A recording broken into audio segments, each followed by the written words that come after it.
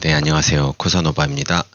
네, 오늘은 그 메타마스크 좀 기초 두 번째 강의를 진행을 해보려고 하는데, 저번에는 저희가 지갑을 새로 만들고, 토큰 추가하고, 체인 추가하고, 이런 것들을 진행을 했었다라면, 이제는 실질적으로 좀 지갑을 사용하는 방법, 코인으로 옮기는 방법 등을 좀 같이 좀 얘기를 나눠보려고 합니다.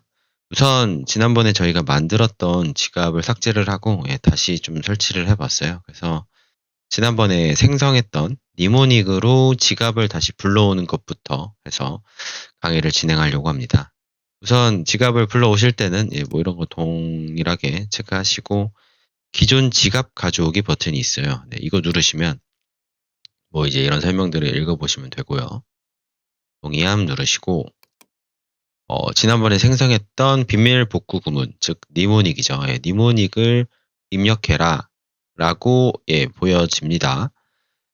제가 저번에 말씀드렸지만 니모닉은 12개 혹은 뭐 24개 아니면 다른 뭐 개수로도 생성이 되는데 주로 12개 혹은 24개로 생성이 된다 보면 되시고요.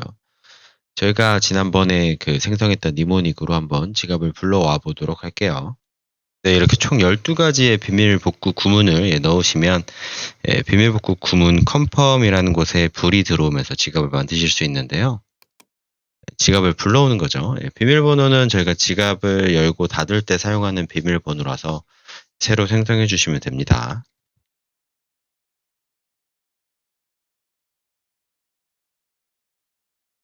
네, 이렇게 지갑 생성하시면 이전에 저희가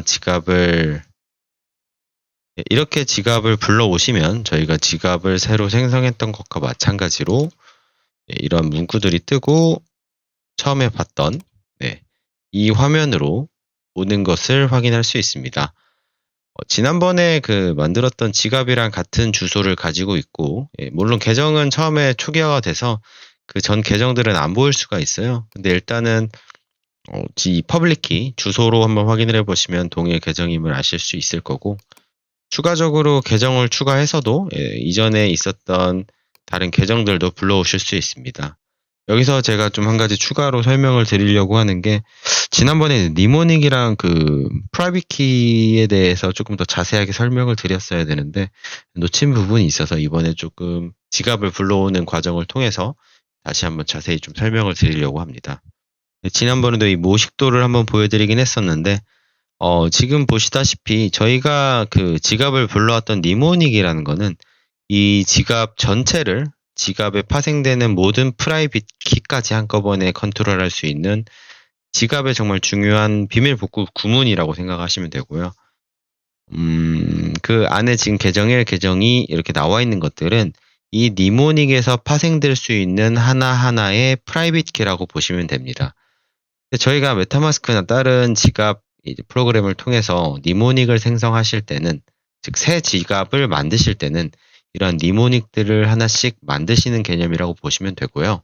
우리가 여기서 이제 그 새로운 계정들을 하나씩 만드는 과정은 아까 보여드렸던 그 모식도에서 새로운 프라이빗 키를 하나씩 만드는 개념이라고 생각하시면 됩니다. 즉, 이 화면을 보시면 저희가 니모닉을 통해서 계정 1, 2, 3을 만들어내시는 거고요. 이 니모닉 하나로 여기서 생성될 수 있는 모든 계정을 컨트롤할 수 있기 때문에 니모닉을 잃어버리시면 정말 모든 지갑을 잃어버린다, 모든 지갑을 탈취당할 수 있다라는 개념을 잘 알고 계셔야 됩니다. 반대로 이 계정 하나하나가 각각의 프라이빗 키를 가지고 있기 때문에 프라이빗 키를 잃어버리셨을 때는 결국 이 계정에 대한 자산을 탈취당할 수 있다. 하지만 아까 저희가 생성했던 계정 1번이나 3번에 대해서는 해커가 접근을 하지 못해요. 그래서 이 프라이빗 키와 니모닉 키와의 그 상관관계를 좀 잘 알고 계시면 좋을 것 같은데 추가적으로 더 설명을 드리자면 우리는 지금 니모닉 1번을 통해서 계정 1번, 2번, 3번을 생성했지만 사실 지금 다른 지갑이나 다른 곳에서 또 생성된 니모닉에 의해서 생성된 계정 1번, 2번, 3번이 있을 건데 편의상 제가 니모닉 2번의 계정 1번이라고 말씀을 드려볼게요. 지금 사용하고 있는 메타마스크는 니모닉 1번으로 구성이 돼서 생성이 되어 있습니다. 하지만 우리는 이 니모닉 2번의 계정 1번의 프라이빗 키를 이쪽에 삽입함으로써 이렇게 니모닉 1번으로 구성된 지갑이지만 니모닉 2번의 계정 1번을 불러오실 수 있어요. 이거는 제가 실습을 통해서 한번 보여드리도록 할게요. 네, 지금 보시면 계정 1번, 2번, 3번은 아까 말씀드렸다시피 니모닉 1번에 의해서 생성된 계정들인데 제가 여기에 다른 니모닉을 통해서 생성한 계정을 한번 불러와 보도록 할게요. 그때는 이제 이 add a new account가 아닌 계정 가져오기를 눌러서 비공개 키, 즉 private 키를 입력하겠다라고 하시면 됩니다. 이거는 제가 지금 현재 보유 중인 다른 지갑에 private 키를 여기 입력을 할 것이고요. 가져오기를 누르시면 이런 식으로 물론 계정의 이름은 어카운트 4라고 표시가 되지만 지금 이 지갑 주소 밑에 이렇게 따로 불러와졌다, imported 됐다라는 표현이 되어 있고 실제로 이 지갑에는 제가 자금이 있는데 지금 메인넷이라서 안 보이긴 해요. 이런 식으로 제가 니모닉 1번으로 생성된 메타마스크 안에 다른 니모닉으로 생성된 프라이빗 키를 이식함으로써 또 다른 지갑을 불러올 수 있다. 즉 제가 좀 편의를 위해서 사용을 하고자 한다면 다른 니모닉으로 생성된 계정들을 불러와서 제가 좀 자유롭게 편하게 사용할 수 있다. 하지만 이런 것들을 많이 다른 지갑에 이식을 하게 되면 불러오게 되면 결국은 좀 보안상 취약해지는 부분들이 있기 때문에 이런 것들은 개개인이 잘 선택하셔서 잘 불러와서 사용하시면 좋을 것 같습니다. 네, 이번에는 저희 메타마스크 지갑에 코인을 직접 옮기는 거를 한번 봐보려고 하는데 저희가 코인을 사용할 때 일단 가스비 개념도 좀 아셔야 되고 체인 네트워크 전송, 출금, 입금 이런 개념도 조금 알아두면 좋을 것들이 있어서 같이 좀 설명을 드리려고 합니다. 우선 저희의 이번 목표는 이더리움 메인넷에 이더리움을 넣는 방법 혹은 저희가 흔히 사용하는 BNB 체인, 바이낸스 스마트 체인이죠. 이쪽에 BNB 코인을 넣는 방법 정도를 생각을 해볼 텐데 이더리움은 이더리움 메인넷은 수수료가 좀 비싸다 보니까 저희가 오늘은 한번 BNB를 넣어보는 방법을 좀 알아보도록 할게요. 어차피 코인을 전송하는 방법이나 기초적인 방법은 똑같아요. 근데 일단 우리가 개인 지갑을 사용하기 위해서 사용되는 이 가스비 개념의 토큰이 왜 필요하냐를 조금 설명을 드려보면 기본적으로 저희가 사용하는 개인 지갑, 메타마스크나 다른 지갑들도 다 전반적인 모든 활동을 할 때 어떤 가스비 개념의 토큰을 소모를 합니다. 그거는 이제 저희가 코인을 전송하거나 아니면 개인 지갑으로 NFT를 구매하거나 아니면 스왑 활동을 하거나 다른 에어드랍 작업을 할 때도 소모가 되는데 기본적으로 이제 트랜잭션을 남길 때 이 가스비가 소모된다라고 생각을 하시면 됩니다. 그래서 각 체인마다 사용되는 가스비가 다르고 이제 이더리움 메인넷 같은 경우는 이더리움이 가스비로 사용되기 때문에 제가 이렇게 좀 표시를 해놨습니다. 근데 반대로 거래소 같은 경우는 저희가 이제 트랜잭션을 남긴다거나 매수, 매도를 하는 과정에서 가스비를 사용하는 게 아니라 저희가 거래하려고 하는 코인 자체를 수수료로 떼가기 때문에 사실 가스비 개념이 필요하진 않아요.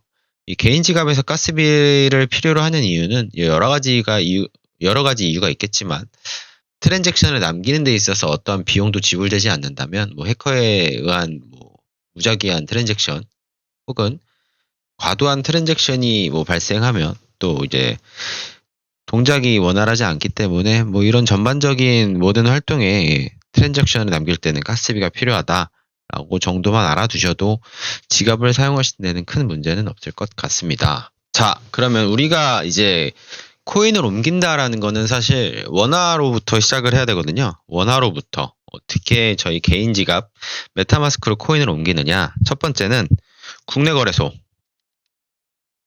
그래서 코인을 구매를 해야 돼요. 예를 들면 저희가 흔히 사용하는 업비트, 빗썸, 코인원 등이 있겠죠. 일단 원화로 국내 거래소에 원화를 입금을 시켜서 코인을 구매를 해서 해외 거래소로 옮길 건데 이때 사용하는 코인들은 전송 수수료가 좀 싸고 가격 변동이 조금 적었으면 좋겠고 그 다음에 전송 속도도 빨라야겠죠. 저희가 주로 사용하는 게 리플이나 트론 등등등 여러 가지 코인이 있는데 저는 아직도 리플을 좀 주된 전송 수단으로 사용을 하는 것 같아요. 그래서 일단 원화로 국내 거래소에 돈을 입금을 시켜서 리플 혹은 트론 같은 코인들을 구매를 한 뒤에 이제 해외 거래소로 보내야겠죠. 근데 이때 중요한 게 트래블룰 있습니다. 국내 거래소에서 이제 처음 가입하신 분들은 아마 72시간 정도는 출금이 안 되실 거예요. 그리고 반대로 국내 거래소를 이용하셨던 분들도 예, 원화 입금 기준으로 24시간이 지나야 해당 그 원화 금액에 해당되는 코인을 해외로 인출할 수 있기 때문에 뭐 어떤 작업을 하시거나 뭔가 에어드랍 뭐 대비를 위해서 코인을 넣어두셔야 되는 분들은 이 시간을 잘 감안해서 코인을 이동시키는 것을 예, 추천드립니다. 그래서 저는 이제 주로 업비트나 이제 뭐 해외 거래소 같은 경우는 바이비트를 많이 사용하는데 실제로 한번 좀 알아보도록 할게요.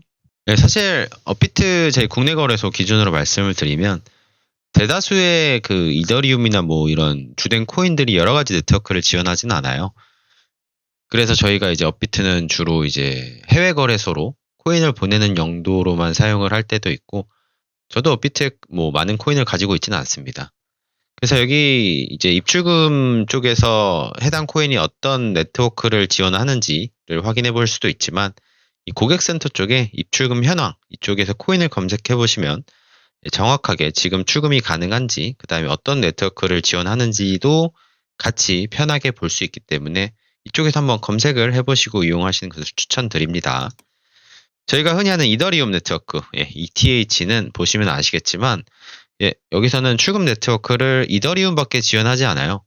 저희가 이더리움을 사용하는 체인이 굉장히 많은데 이런 점은 이제 국내 거래소에서 조금 불편한 점이 있습니다. 하지만 어찌됐건 저희가 이제 국내 거래소를 이용하는 주된 목적이 그 원화를 이제 해외 거래소로 보내기 위한 과정이라고 생각하면 사실 뭐 이런 거는 큰 문제점이 될 것 같진 않아요. 저희가 주로 사용하는 리플, 뭐 영어로 치셔도 되고 이렇게 아니면 뭐 코인에 기호를 치셔도 됩니다. 보시면 아시겠지만 리플 같은 경우도 출금 네트워크는 리플밖에 지원하지 않죠. 근데 저희가 이제 주로 사용하는 이제 전송 수단이 리플이기 때문에 큰 문제점은 없고 저희가 이제 해외 거래소로 보낼 때에는 국내 거래소에서 리플을 구매를 한 다음에 입출금 통해서 리플을 해외 거래소로 보내면 됩니다.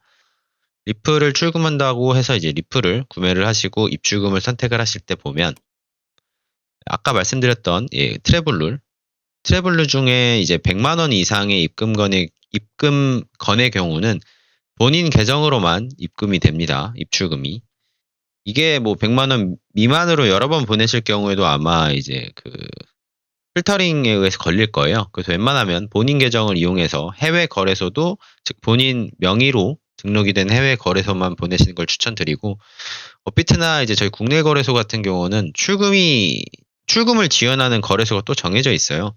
제가 사용하는 바이비트나 바이낸스 같은 경우는 이미 뭐 지원을 하는 상황이니까 그쪽으로 출금을 하시는 걸 추천을 드릴게요. 이 메시지 읽으시고 확인을 눌러보시면 리플 같은 경우는 입금 주소 외에도 이런 데스티네이션 태그가 필요합니다. 그래서 꼭 입금하시거나 출금하실 때 이 데스티네이션 태그를 꼭 같이 입력을 하셔야 입출금에 문제가 없으시니까 꼭 참고 부탁드리고요.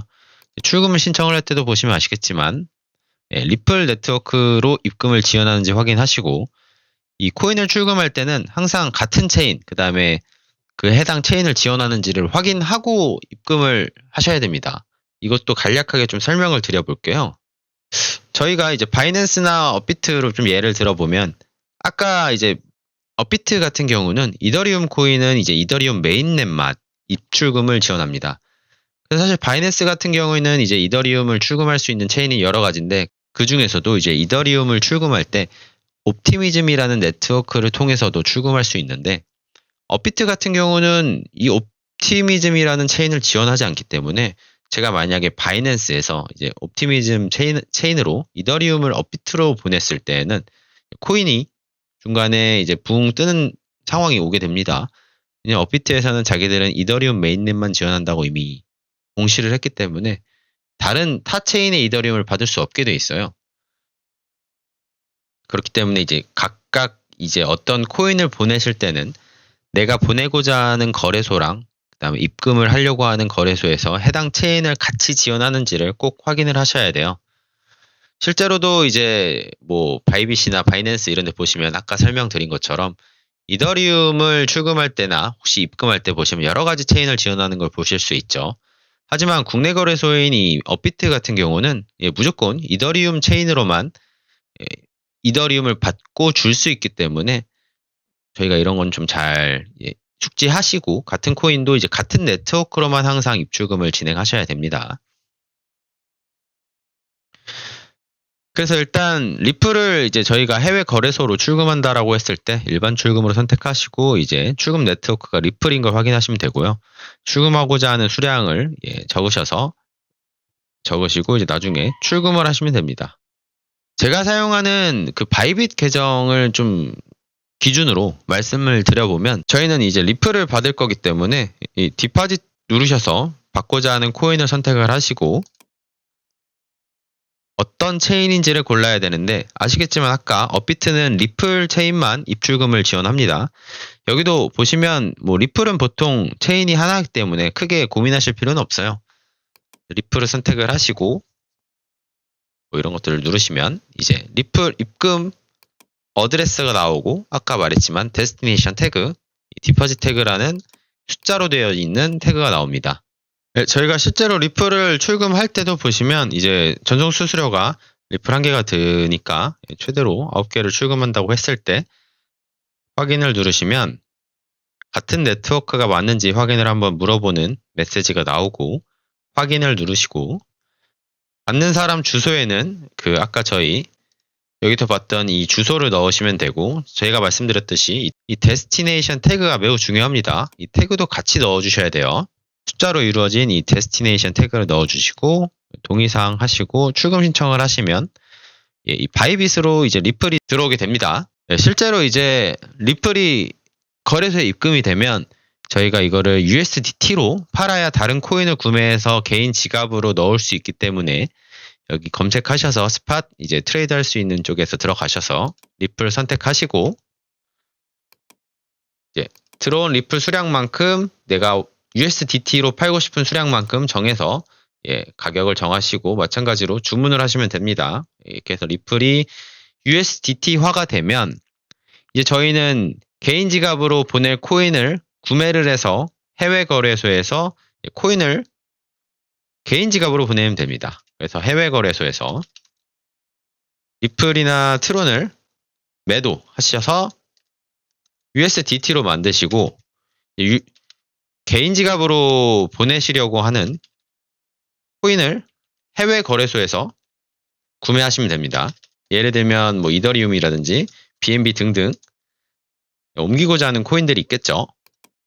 그래서 이제 USDT를 가지고 있는 상황에서 저희가 이제 BNB 코인을 사서 보내겠다라고 하면 마찬가지로 BNB 검색하시고 이 스팟에서 BNB USDT 선택하신 다음에 보내고자 하는 용도의 수량을 선택하시고 구매를 하시면 됩니다. 실제로 저희가 BNB 코인을 보낸다라고 했을 때 BNB 코인을 구매를 하시고 마찬가지로 이제 그 출금을 하셔야 되니까 여기 윗으로 누르셔서 제가 출금하고자 하는 코인을 선택해서 개인 지갑으로 보내시면 됩니다. BNB 코인을 출금한다라고 가정했을 때 보시면 아시겠지만 이 해외 거래소는 같은 코인이어도 출금을 할 수 있는 체인을 정말 많이 지원해요.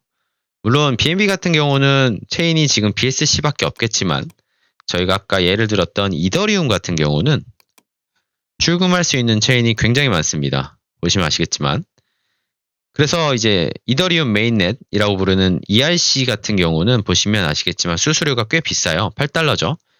하지만 이제 다른 체인 같은 경우는 뭐 1달러가 채 안 되는 금액으로 출금을 할 수 있기 때문에 저희가 이더리움을 메인넷으로 보낼 때는 조금 이 전송 수수료를 감안을 하셔야겠지만 다른 체인, 예를 들면 아비트럼이라든지 옵티미즘 같은 데에서 또 이더리움이 필요로 하기 때문에 그쪽으로 이제 출금을 하실 때는 거래소를 이용해서 보내셔도 되고 나중에 한번 또 기회가 되면 설명을 드리겠지만 브릿지 시스템을 이용해서 코인을 옮기셔도 됩니다. 뭐 전송 수수료가 좀 싼 방향으로 이용하는 게 좋으니까 이런 부분은 나중에 한번 더 설명드리도록 하겠습니다. 그래서 어찌됐건 저희가 이제 그 BNB 코인을 바이낸스 스마트 체인으로 출금한다. 개인 메타마스크의 BNB 체인으로 출금을 한다라고 할 때는 개인 메타마스크에 들어가셔서 내가 받고자 하는 이 개인 지갑의 주소를 가져와야 되겠죠. 그건 이전에 설명드렸던 퍼블릭 키인데 여기 보시면 이 클립보드에 복사가 뜨죠. 이 퍼블릭 키를 복사를 하신 다음에 해외 거래소에서 이 주소 넣는 곳에 저희 개인 지갑 주소를 넣으시면 돼요. 이렇게. 그다음에 체인은 여기는 하나밖에 없으니까 체인 골라주시고 출금하고자 하는 수량을 적으신 다음에 마찬가지로 컨펌을 누르셔서 출금을 하시면 됩니다. 어렵지 않습니다. 자, 그래서 오늘은 이제 저희가 기본적으로 지갑 생성하는 것과 불러올 때 필요한 니모닉과 프라이빗 키에 대해서 좀 설명을 드렸죠. 이게 아니라 니모닉이죠. 네. 그래서 이거는 상관 관계를 좀 아신 상태로 지갑을 이용하시는 게 나중에 지갑을 불러오고 아니면 다른 지갑에 좀 삽입을 시키고 할 때도 유용하니까 꼭 숙지해 두시면 좋을 것 같고요. 그다음에 저희가 지갑에 이제 코인 보내는 거, 개인 지갑에 코인을 보내실 때도 어떤 루트를 이용을 해야 되냐를 말씀드렸어요. 이제 원화로 국내 거래소에 보내셔야 되고, 그 다음에 리플이나 트론 등등 구매하시고 국내 거래소에서 해외 거래소로 보내셔야 되겠죠. 그 다음에 해외 거래소에서 받은 리플이나 트론을 매도하셔야 되는데 이때는 USDT나 USDC 등 뭐 스테이블 코인으로 바꾸시면 됩니다. 그 다음에 해외 거래소에서 내가 개인 지갑으로 보내고자 하는 코인을 구매하셔야 됩니다. 그거는 이제 USDT로 구매를 하시면 되고, 코인을 구매하시면 이제 해외 거래소에서 개인 지갑으로 코인을 보내시면 됩니다. 이때 주의하실 점은 원화를 이제 국내 거래소에 넣으셨을 때 트래블 룰이 존재하기 때문에 트래블 룰을 꼭 숙지하신 다음에 이용하시는 걸 추천드립니다.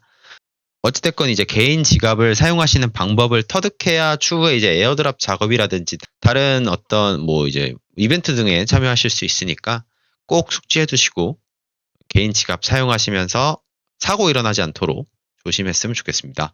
모두 투자 성공하셔서 부자 됐으면 좋겠고 지금까지 코사노바였습니다. 감사합니다.